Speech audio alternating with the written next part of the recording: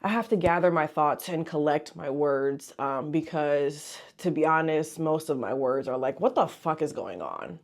Hey y'all, welcome back. It's been a week. I'm Giselle. If you're new here, I'm a branding and website designer and a social media manager. And my God, what a shit show of a week it has been for social media and other things. All of the other things that are related. Quite honestly, what the fuck is going on? The age of the internet that we are in is quite literally a simulation. I think we're in the Matrix. And yeah, unfortunately, I have to stay here because on the other side of it, like aliens are eating us or something. So, I might as well just stay here and fight through it. If you're not tapped into the social media world, good for you. But let me just catch y'all up real quick. So basically, this all really started in 2020, if we're being honest, by Mr. Orange himself setting out on a mission to ban TikTok because TikTok is a Chinese-owned company available to download anywhere globally. I think it was probably like 2 weeks ago that we were told that TikTok would be banned on January 19th, which is the day before he started his job. How you gonna tell us, like, you don't even have the job yet, for real. How you just gonna come and tell us what you're gonna do if you don't even have the job yet? Anyway, so that was like the notice that we had. So basically all last week we were all preparing mentally, emotionally. And again, if you're not tapped into social media, TikTok is a platform that has really, really revolutionized what social media is. People make a living, a career off of TikTok. And if you are on the side that like content creation and being on social media is not a real job, it literally is a real job. People are making thousands, millions of dollars on social media. So yes, it is a very lucrative career, and TikTok has been one of those platforms that has accelerated a lot of people's careers. For me personally, I am just a simple consumer. I go on there for the laughs. I go on there for education. I research things. That's me. I don't monetize off of TikTok. I enjoy it simply as a user. But for the people that do monetize it, it's literally the equivalent of getting laid off, which I have done. I have been laid off. So I can empathize, right? So anyway, Saturday the 18th comes along, and basically all these updates coming around that TikTok's gonna shut down at like 8:30 p.m. Eastern time. And when I tell y'all that as I was scrolling the app just to get my last little kicks in, my last laughs in, kiki, it literally just started glitching and like melting in my hands. Like, I'm melting. Everybody's profile pictures was like flashing on and off. The comments were glitching. It was so weird. And as a child of the millennia, as a child of the internet, 90s babies, are we okay? Because I have never seen something like this. I have lived through the rise and fall of every internet platform that I have ever been on, right? And not even because it went away, but even because we migrated over to the next thing and the next thing and the next thing. But I've lived through it all. So seeing this app die live was insane. So that happened. You start getting notifications when you go into the app that's like, sorry, we're not here anymore. And we're trying to come back with the help of Mr. Orange. And it's like, he didn't want the app here in the first place. So how is he helping get it back? So that's sus, right? So the next day comes around, Sunday the 19th, which is the day that it was actually supposed to go dark. And we wake up, TikTok still isn't there. But then a few hours later, probably like literally around 10, 11 a.m. on Sunday, there are rumors. There's rumors going around. People are like, my TikTok is working. And we're like, what's going on here? And guess what? It's back. It's back like it never left. And of course, the welcome message says, we want to thank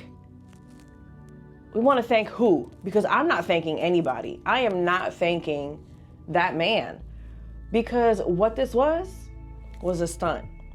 And what we do know is that he is a celebrity who loves a media opportunity. He loves a scandal, and he loves an opportunity for people to have his name in his mouth. And that's literally what this was. The app was dark for 14 hours. For 14 hours. And you know what I think, truthfully? Y'all remember the Jordan Peele movie, Us? That's how I feel. I feel like this is TikTok's evil twin, and I no longer trust that app. I don't know what they switched it out with. I don't know what they put in it to collect whatever more data that they need from us, but I don't trust it. So I have been like, sorry, TikTok, I can't go back to how I used to. Like, I can't go back to scrolling how I used to, because I just don't trust it. Like I said, children of the millennia, we grew up watching some of our favorite platforms just die off, and we moved on to the next, or, you know, we kept it pushing on the ones that we already have. And so I just kind of feel this is just another one of those, but the political underlying message and nature of it just makes it that much more icky, just makes it that much more gross. So yeah, I won't be participating on TikTok as much as I used to. I'm not gonna lie, like I have scrolled within the past few days, but I really try to like back the fuck up from that app because I just don't know what's going on. And on the other side of it, while TikTok was basically melting and glitching, Instagram said, we have some updates. And they released a rectangular grid.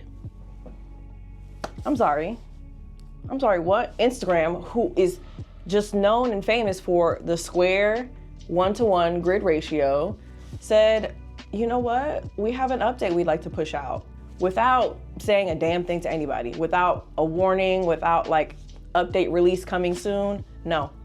Pushed out the update the same day that TikTok was going down. That's not a coincidence, people. That is not a coincidence, babe, at all. Basically doing what it does best and taking features from other apps and putting it into their platform because they think it's gonna make it better. So now Instagram is a 3x4 grid, and everybody who has curated their aesthetically pleasing square grid for years is screwed, honestly, is screwed. There's no way to really like bring it back. They have this like feature where you can click on the setting of the photo and then like adjust preview. If your image is already square, then all it does, the only thing you can do is add a white or black background to fill in the extra space on the top and the bottom. That's not fixing the problem. That's just putting a random background behind something. Like it doesn't fit Instagram. It doesn't fit. Here's my take on the new Instagram update. I'm not inherently mad at the update itself because I do visually like the longer, you know, you can see more of the thumbnail photo, all of that. Like I do visually like it. My issue is the fact that we didn't know it was coming, and that we don't have any guidance from Instagram on how to implement it and stay within some margins, some guidelines on what the new cropping is and how it's gonna, you know, what we should be uploading at or what our safe zones are. Nothing. And so my thing is that if you're gonna be updating something, give us the guidelines to be able to successfully, you know, keep curating our grids. So now everybody is just figuring out the math on themselves. Literally, people are doing fucking trigonometry to figure out what the cropping ratio is and what you gotta upload to and what your safe zone is and all of this shit. And it's just fucking confusing. So I had to kind of just figure it out for myself and verify on my own platforms, looking at what my thumbnails are, looking at what the graphics are that I created, and figuring that out. Because at the same time, I was literally working on creating social media templates for a client, like the weekend that this all happened. So I'm stressed. I am stressed because I'm like, I don't have the guidance. I don't know what the cropping is to be able to create graphics to then teach them the safe zones and the margins that they should adhere to, because I don't even know it myself. So So I needed to take some time. I needed to extend my deadline because that was really, really annoying. That's all I can say. Like, it was just so annoying. It's so annoying that these platforms just have this hold over us and you can just release these updates without telling anybody. Like, at least give us a heads up, because if you had told us, then we wouldn't have been as mad. Well, we would still be mad, yes, but we wouldn't have been as mad, you know. You know, I'm usually somebody who doesn't really dive deep into the conversation of politics because I don't want to. But I'm also not oblivious to things that are going on. And a lot of what's happening in the social media world is very politically charged. And that fucking sucks.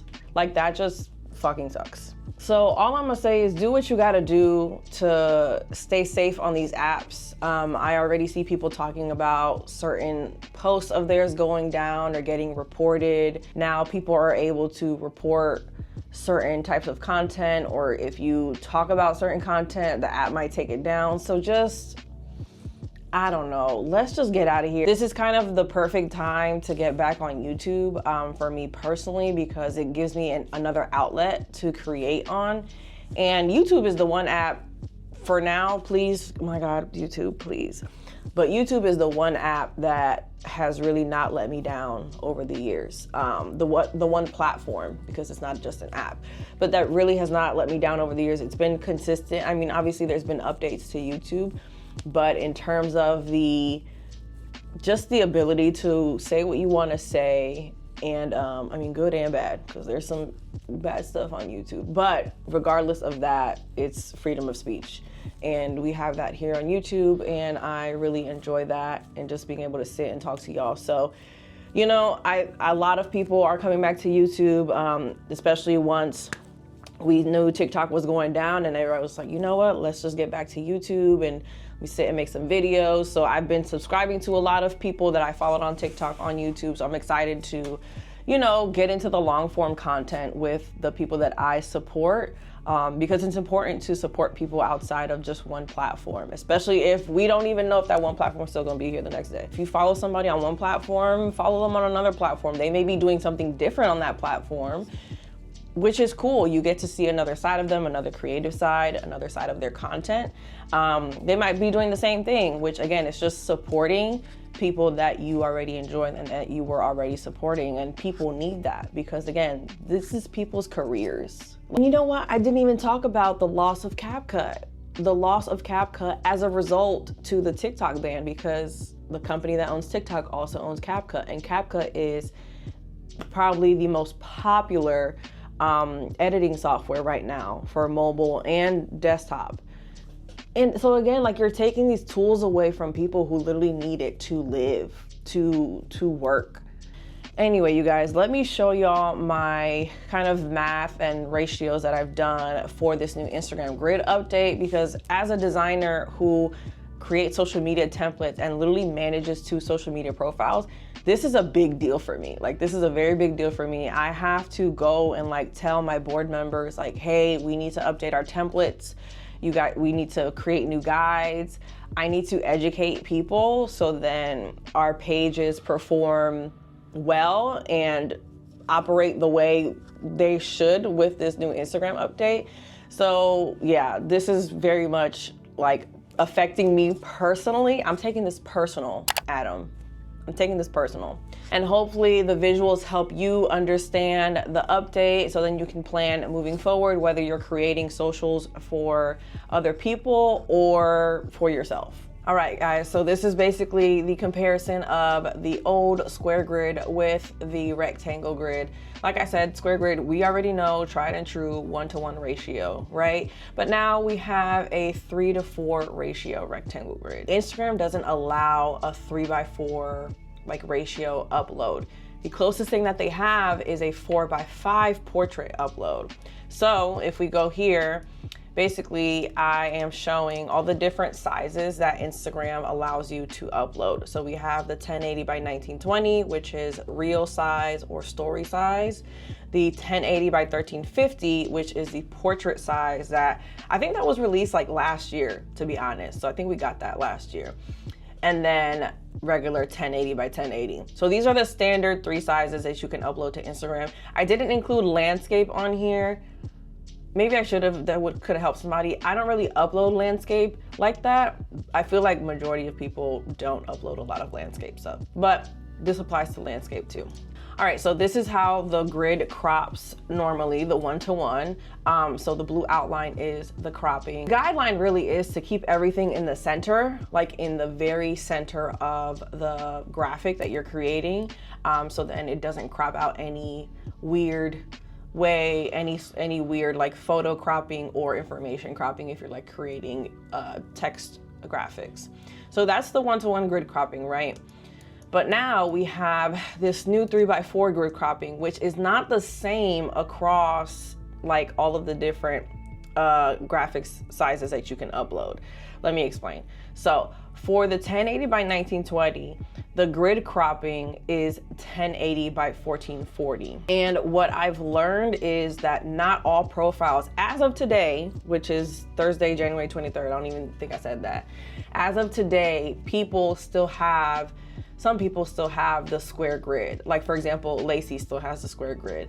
And we don't know if that update is related to like phone updates, like latest iOS update, or if Instagram itself has not pushed the update to all profiles. So there's some people with the old square grid out there, which is like you kind of have to consider if you're still creating graphics and the like. With that, we still want to maintain a safe zone that includes the 1-to-1 grid cropping. So that's the blue outline here. So the red outline is the new cropping, the blue outline is the old cropping. So I think the safe bet is to just keep the 1-to-1 grid cropping in mind when you are doing anything related to Instagram graphics. Moving on to the portrait cropping, technically it is 1012.5 by 1350. Some people have been rounding it up to 1013, 1014, 1015 to kind of keep a multiple of 5. It's okay. It's real granular. We don't have to pixel push around here. You know, 1012 to 1015 in terms of the width, you'll be okay. But just know the portrait photos get a little narrower on the end. But again, we're still kind of keeping in mind the original grid cropping here. And then for the square posts, those are the ones that really get zoomed in and really get a lot of cropping done. We see here the size is 864 by 1080. So keep that in mind. If you still want to make square graphics, do you,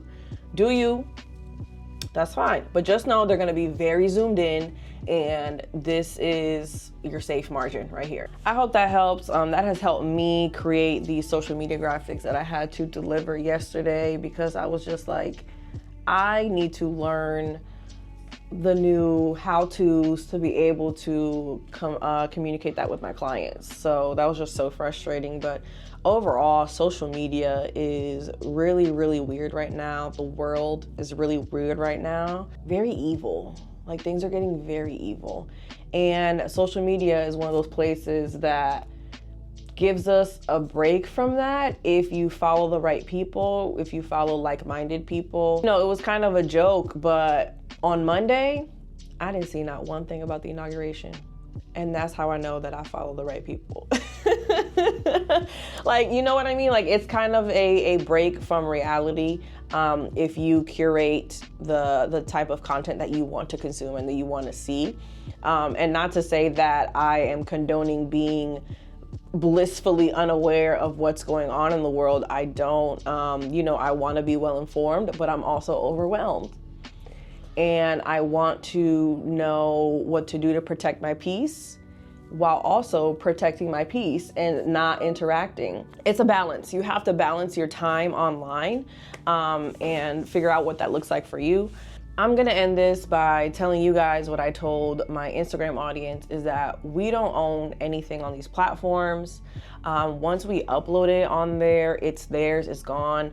You know, we have copies ourselves, but once it's up there, if that's the only copy that you have, the one that's on the internet, you don't own that. And that can be gone. in an instant. And we have seen that time and time again with the loss of a lot of the platforms that we grew up with. I can't log on to my MySpace. I don't know if it's still there. I don't know if my Tumblr is still there. Like the pictures that are on there, all of that, like that's gone forever. That's gone forever. So basically invest in some storage solutions for your content. I suggest an external hard drive to store your content, photos, videos, all of that. If you want some like online solutions, digital storage solutions that you can own, then you have a lot of drives and clouds that you can upload to: Dropbox, Google Drive, iCloud. I feel like those are like the big three right now. So you can upload to there and have, you know, a digital copy. You know, the internet can fall at any point. So like even those platforms, it's a little iffy, because if Google ever fell, my God. But for now, you can definitely own those spaces. And that also includes a website, because a website is storage and is your own digital platform that you can post what you want on there and store your things. So a website is another solution. So yeah, you guys, that's pretty much all I had. Shout out to the Discord for bullying me this morning into vlogging. I was gonna do it anyway, but I decided to pick it up and just talk right now because it's been a hell of a week.